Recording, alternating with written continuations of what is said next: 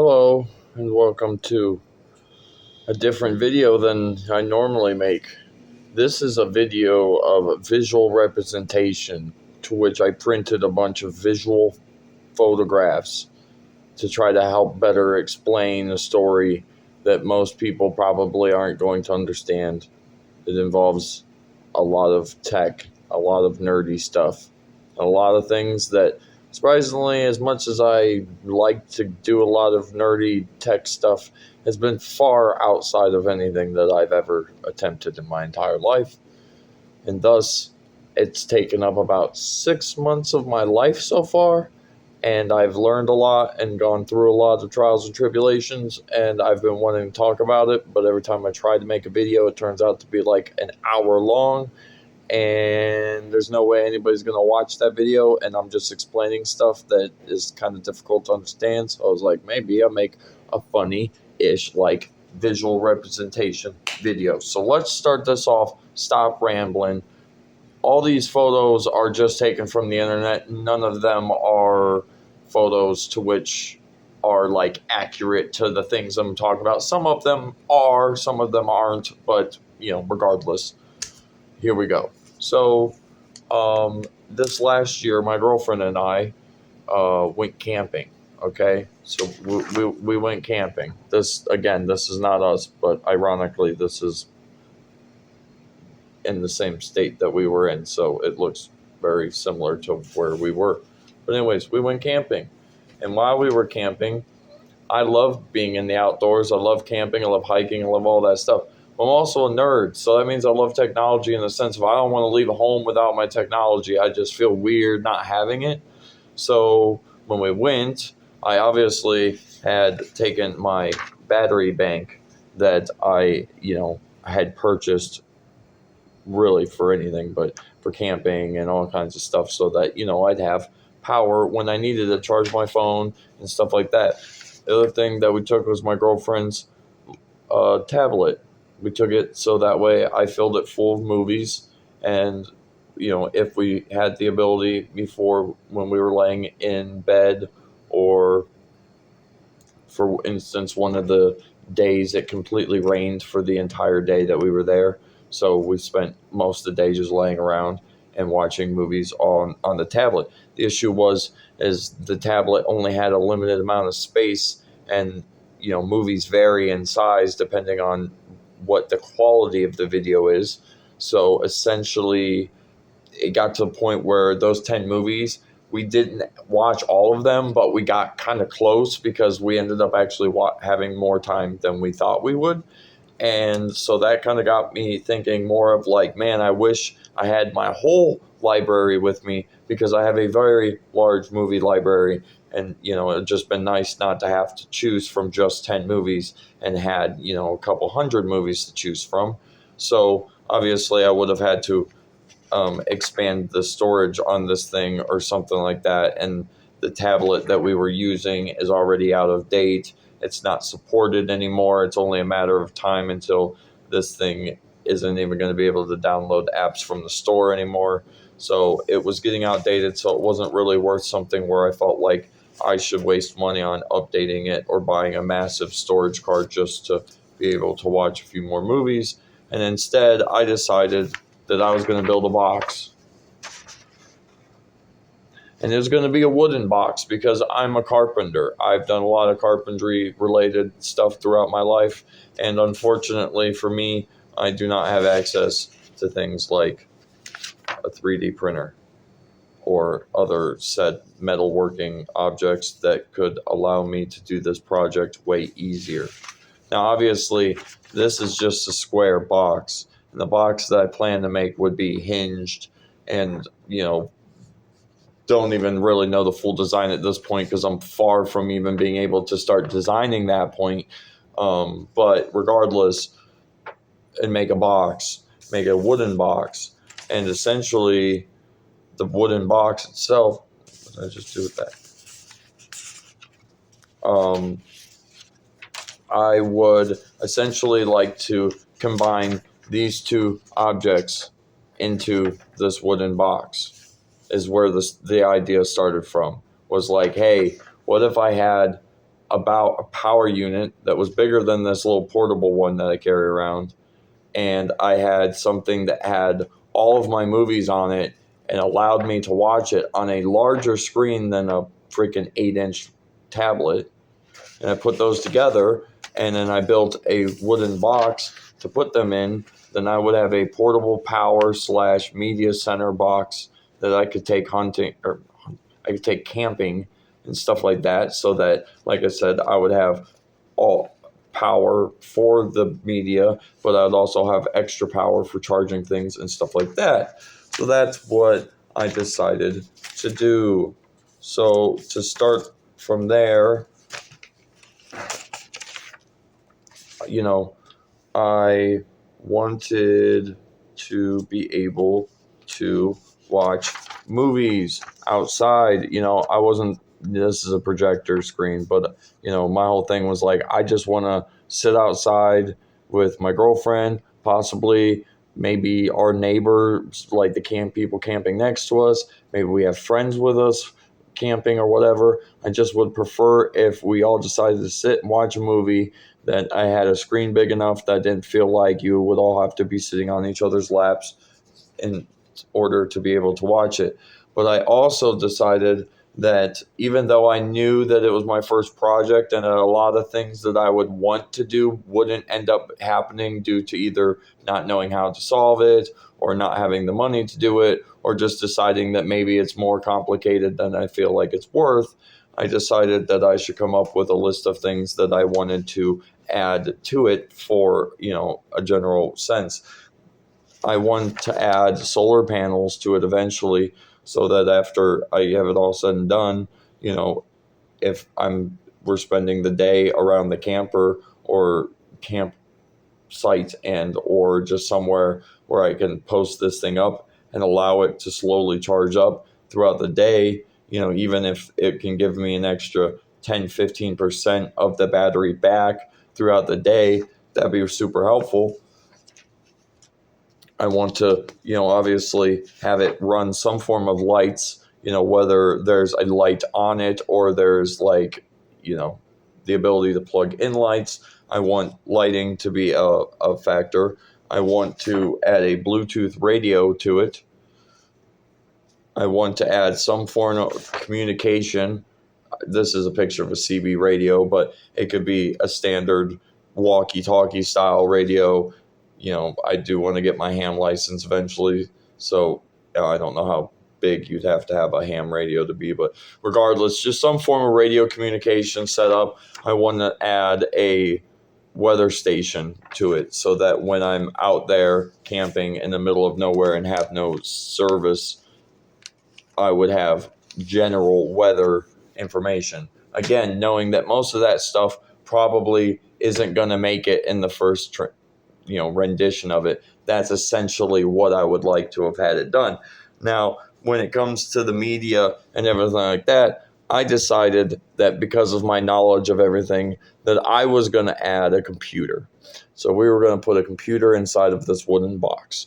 And after doing a lot of, essentially, I won't say a lot of research, but after doing some research and some digging, because I had already kind of generally had an idea of a computer that I had wanted already, I inevitably went out and bought me a Lenovo little, is that a ThinkCentre? Yeah, a little Lenovo ThinkCentre. I got a surprisingly really powerful one. I got one where I got the best CPU that you could essentially have gotten for the year. The year I got, the one I have is about 4 years old. I forget what generation it is. The thing that excited me the most about this, besides the fact of that every computer I currently own is a Lenovo, it is powered by AMD, and I am a big AMD fan. Go into that a little bit more here in just a little bit. But mainly, the other thing that excited me was I would be able to literally fill this computer with my thousands of movies that I have. So we wouldn't have to pick and choose between just a couple. Because of its power, it would actually do pretty light gaming. If I wanted to find an old game and download it, and then possibly sit with me and my girlfriend one night and play an old classic game on controllers while playing through the computer, it totally could. Even though that was not the idea, I was not purchasing it for the idea of playing games on it. It was still that cool idea to know that the one I ended up getting actually was powerful enough that, on low-end games would be able to suffice. Introducing the first problem we ran into. Funny enough, it wasn't even, well, it's what leads to the biggest problem, but it's still the first problem. Lenovo computers run on this fancy little connector here, okay?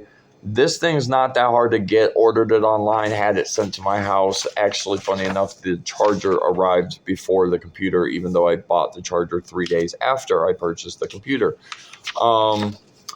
The other thing that sucks, and which is what you have to make note of this is an AC adapter. Now, as you can imagine, if you understand what that means this is the thing that you plug into the computer, and then you follow up by plugging it into your wall outlet, and then thus it provides power. So essentially what it's doing is it's running AC power through this cord into this box, and then it converts that 120 AC into 19.2 volts DC. And then the DC runs from this cable into the computer, powering the computer, because computers run on DC.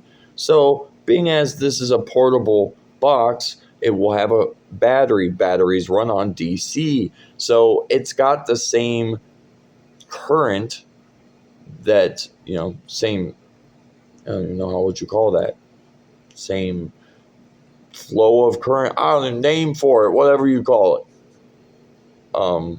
But the computer, even if I eliminated the black box and just snipped this end off, plugged into the computer, and then plugged this part into a 12-volt battery, the computer wouldn't come on, because the computer requires 19 volts in, and then it divides the power up between 12 volts and 5 volts to different areas of the computer. 3 volts, 1 volt, there's all kinds of different voltages that run inside the computer.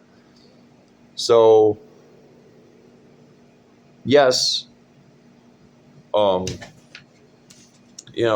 most batteries that you buy out there in the world, they're 12 volts. Car batteries, lithium batteries, you buy them, the 12 volts. Now, obviously, with lithium and stuff like that, you can buy them in ranging voltages. Same with technically car batteries, AMG batteries, whatever. You can still buy them in different sizes. But for the most part, the most common big size battery you're going to find is a 12 volt battery. And that's cars run on 12 volt batteries, and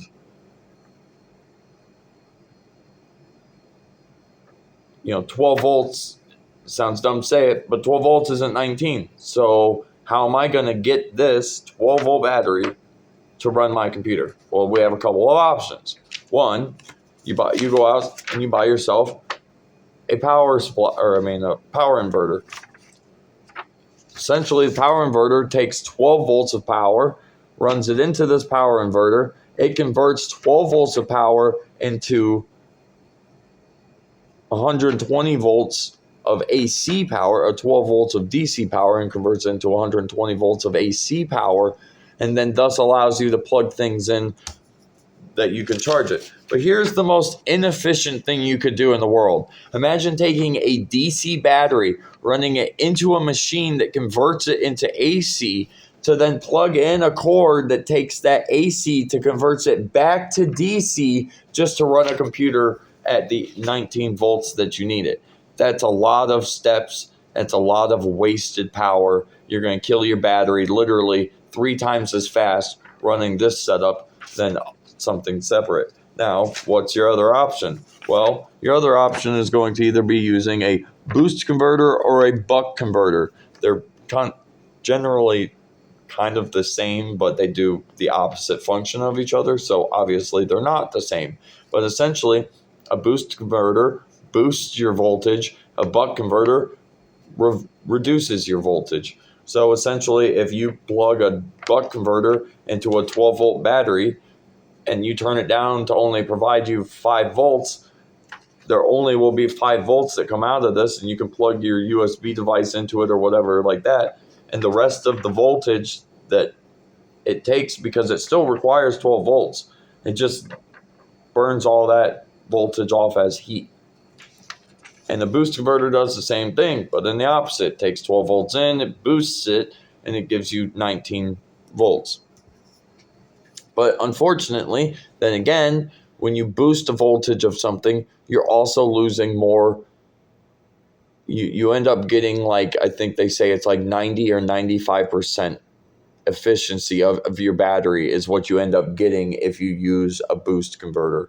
So that's essentially saying that if you have a battery that, will run your computer for exactly 4 hours, and then you use this thing, it's only now going to run for 3 hours and 40 minutes. It's not a huge deal, but it's still a subtractive amount of time that you can have. Yes, it is way more efficient than doing this, but it's still the idea that, what would be the most optimum and the most efficient is to just have a battery that either provides the exact voltage I need or do something slightly closer. So as in 12 volts to 19 volts, that's a bigger jump than it would be for me to buy a 24 volt battery and buck it down to the 19.5 volts I need. Either way, though, you're still wasting energy that just gets burned off as heat because there's literally nothing else for it to be used for. That's the point of a boost or a buck converter. So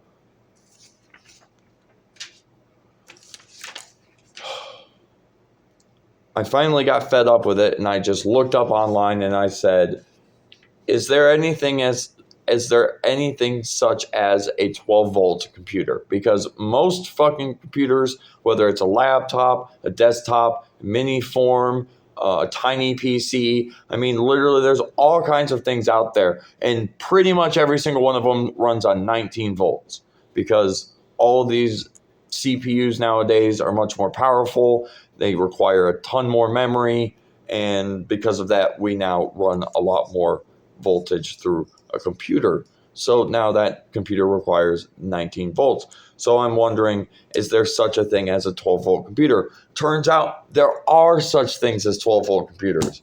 But for example, one of them, one of the bigger companies you'll find is a company called BMax, okay? This is a picture of their BMax 1. The BMax 1, 2, 3, and 4 all run on 12 volts. I've heard that some of the 5s run on 12 volts, but it was too much of a risk for me to buy one and have it show up at 19 volts and then be upset because it's not what I want.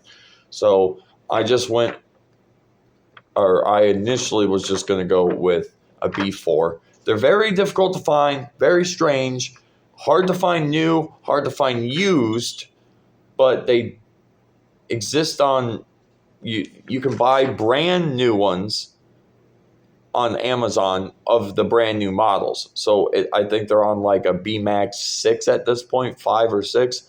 So you can find the 6 on like Amazon, but you can't find any 5s, you can't find any 4s, you can't find 3s, 2s, or 1s anywhere.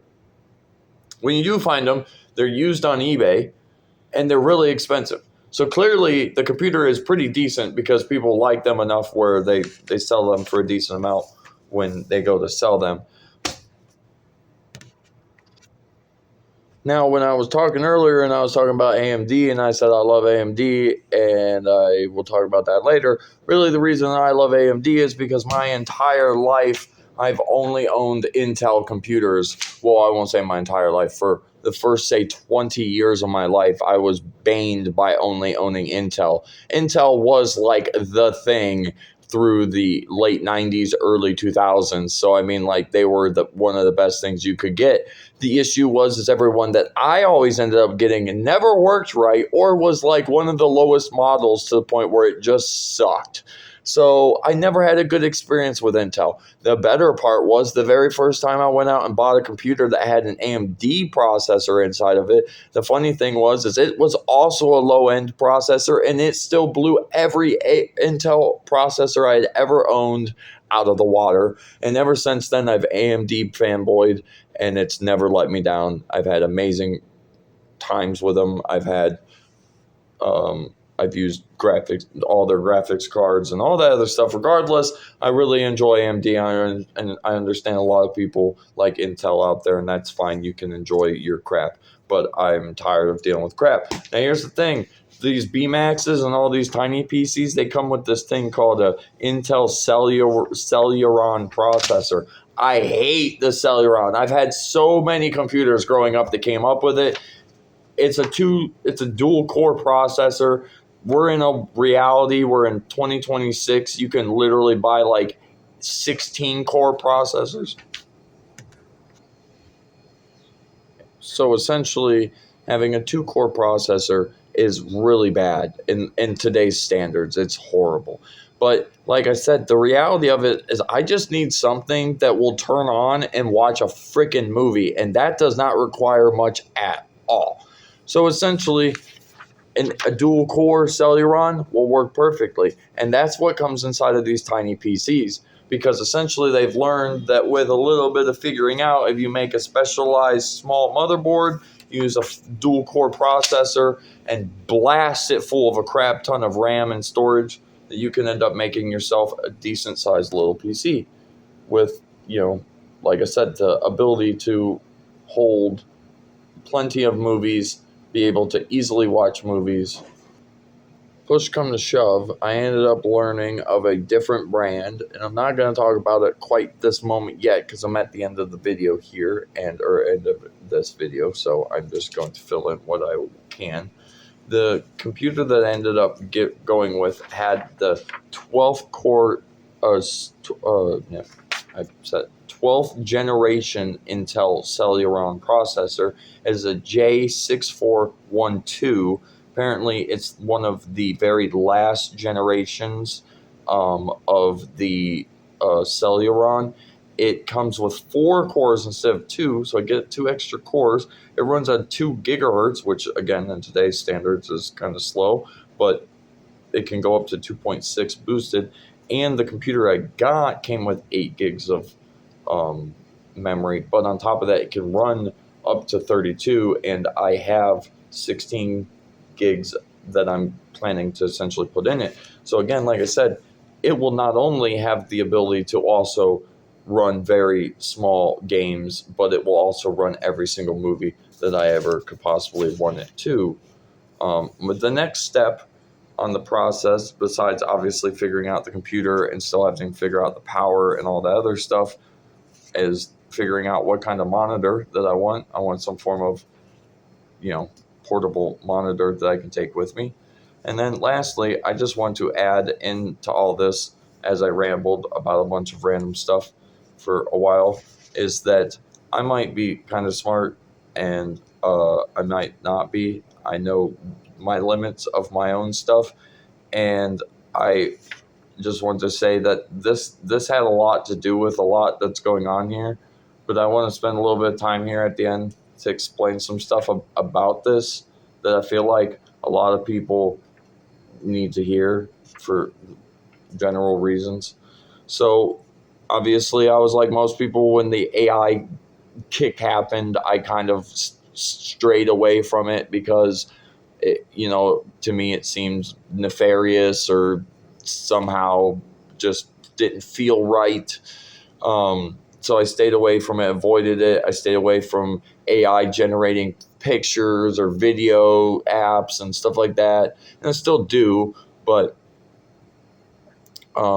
essentially what helped me was things like Google's Gemini and other type devices as they came out, because it showed me what I feel like AI should be instead of, like, for instance, my buddy who doesn't use AI for the same things that I use AI for, he'll send it a prompt and say, create an image for me of this, and this.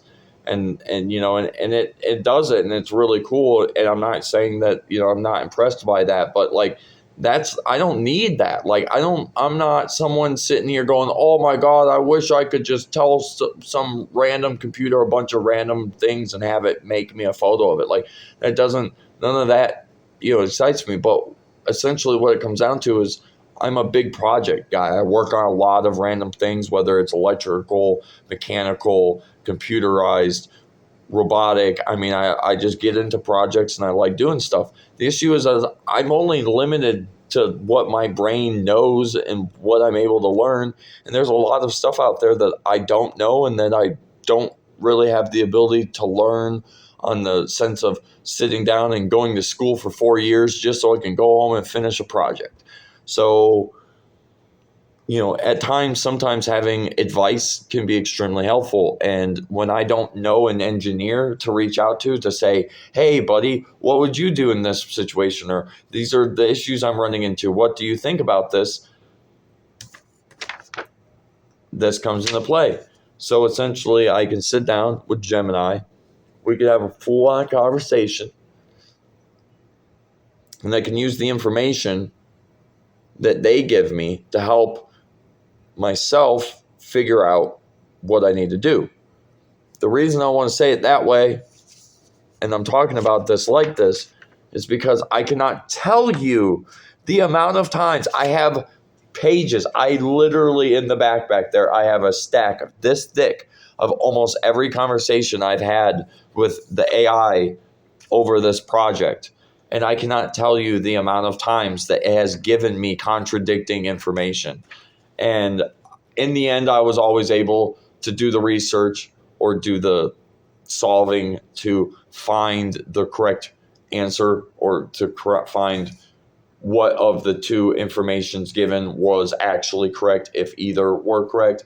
But that's essentially where I wanted to put this at, as like, I don't want people out there going, oh, he used AI and he cheated and stuff like that. Like, I use AI to help support me in learning and figuring out what I need to do or how I need to do something. And I do not rely on it, because AI is not 100% accurate. It is actually well in your best interest too, if you're using Gemini on your PC and you're asking it questions, open up a second tab and ask Gemini the same questions you're asking each tab, and you will actually be mind blown how each one will give you a completely different answer every 15 questions you ask. It's not 100% accurate. That's why you need to always ensure that if you're doing a project or you're doing research or whatever you're doing, if you ask an AI and an AI comes back to you and says, this is the answer, do the due diligence to figure it out yourself or to do the research yourself, and don't 100% trust it, because, like, for instance, a lot of times what's helpful for me is the things that I do know, but I've forgotten. So all of a sudden something pops up and I go, oh my God, was it this or was it this? And I can't remember what the answer is. And it's like, God, I could look it up online, but it's going to take me to find a website, and I'm going to have to dig and dig and dig through a whole bunch of articles to find one lousy answer. And I can just get on and say, hey, Gemini, what is the answer to this? Because I already know of two different answers. It's one of these two. And then Gemini is going to come back and say, oh, it's 3.3. And you go, I knew it, because that's one of the, those is one of the few times that I wouldn't probably back it up, because at that point it is just giving out general information. But if you are literally like sitting there saying, hey, I have this very complex engineering problem and I need you to solve it, don't let the AI solve your problem and then turn around and say, all right, fellas, we're going to go out here and build this house the exact way the AI said to do it because it said it would be safe, because then the house is going to fall down and then you'll be confused. And it's because it's just a computer in the end. You can't trust it that much. It's been 30 minutes. I appreciate anybody who stayed around to listen to me ramble for 30 minutes. the last time I recorded it without the pictures, it literally was over an hour before I ended the video, and I still didn't even get to next to half of what I wanted to explain. So the photos helped very much. If you like this video, a like would be much appreciated. If you actually watched to the end of the video, I'd be very impressed, and you should let me know in the comments. And lastly, if you have any smartness to you and you have any idea of any of the stuff that I explained any of in my project, and you would willingly be willing to help a person out with friendly information when need be, if you would reach out and let me know that you could be used for information, I'd be much appreciated, because as much as I like AI, I would rather have it be a human being. And yeah, it will just also be smart to have somebody else that has real time experience with doing stuff versus, again, AI that's just taking information it's reading off the internet. So I'll see you guys later. Thank you. Goodbye. I love you.